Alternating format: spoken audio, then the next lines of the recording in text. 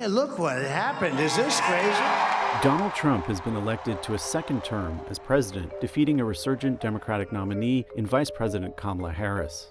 People are unhappy with the direction of the country, and they wanted a change. They wanted something different, and Trump was that something different. Trump, who was nearly cast aside by his own party following the January 6th Capitol riot, is the first felon to become president-elect. Guilty on all 34 felony counts. What we saw in the last 4 years is probably the groundwork and execution of the greatest political comeback in American history. Here are the moments that define Trump's return to the White House. America's comeback starts right now. I remember being at Trump's third campaign announcement. There were virtually no sitting Republicans attending. His own children declined to attend. He really had been abandoned and left for dead.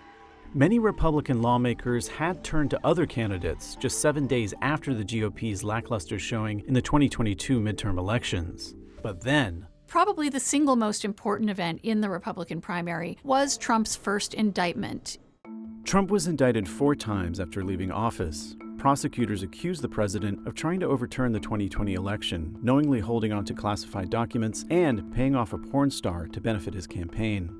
Virtually all of his competitors in the Republican primary defended him. They have weaponized and put politics in the Department of Justice. It was really a very odd thing, If you're a political candidate and you're criminally indicted, most people would say that's not a good thing for your campaign. But because almost none of his political opponents wanted to capitalize on that fact, each indictment became more and more strengthening to Trump's candidacy.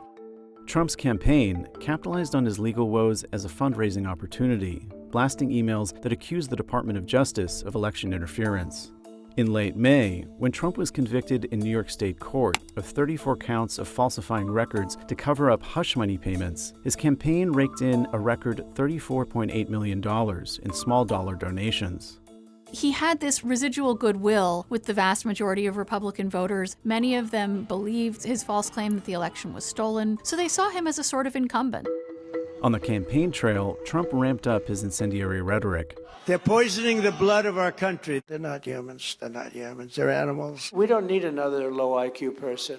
He has never been interested in calls from even many Republicans to tone it down or to speak in more moderate terms. Trump believes that this is rhetoric that appeals to his voters. When I say the enemy from within, the other side goes crazy.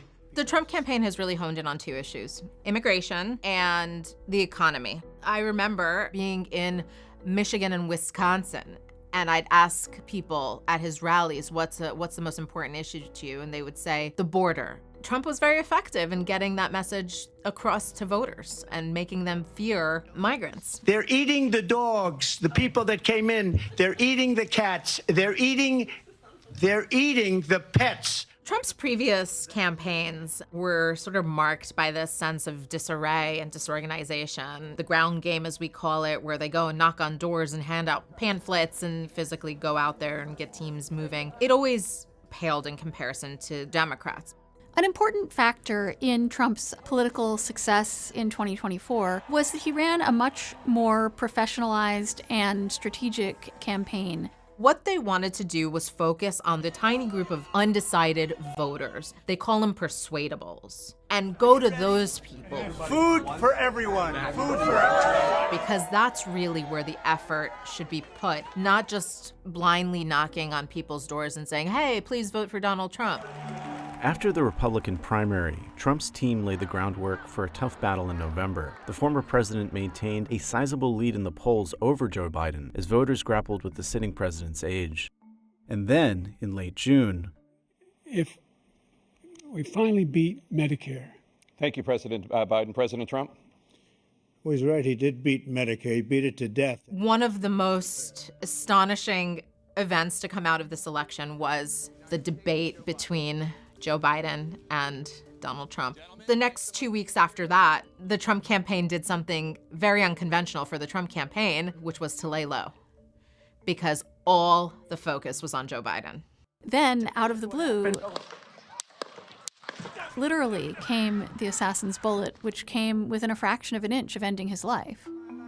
Just days after the assassination attempt, Trump made a triumphant comeback at the Republican National Convention in Milwaukee. You will not take this man down. So the Trump campaign, they decided they were going to go all in on this strategy of juicing their base, driving up turnout from unexpected and new parts of the electorate. Obviously, everything changed once Vice President Harris was the nominee. I know Donald Trump's type. Not only was there enormous enthusiasm suddenly on the Democratic side, something that we had not seen for Joe Biden, but also the Trump campaign, which had been so disciplined up until this point, was so worried that Trump would hurt his advantage. He was angry. He went off message and he started to say things in the early days that they did not want him saying. And she was only promoting Indian heritage. I didn't know she was black until a number of years ago when she happened to turn black, and now she wants to be known as black. Trump scaled up his campaign appearances in a bid to counter Harris's rise. He adopted a busier schedule in battleground states. With your auto industry, so goes Michigan. I mean, it's a big deal. He was interviewed on podcasts and YouTube channels. That's down and dirty, right? Yeah. He campaigned alongside billionaire Elon Musk. Take over, Elon, just take over. In the final stretch before Election Day, Trump stuck with his off-the-cuff brand of politics. Never touched by a human hand. Nice and clean. And continued to attack Harris on one of her key liabilities. As the so-called border czar, the person in charge of our border, Kamala. Immigration has been his signature issue.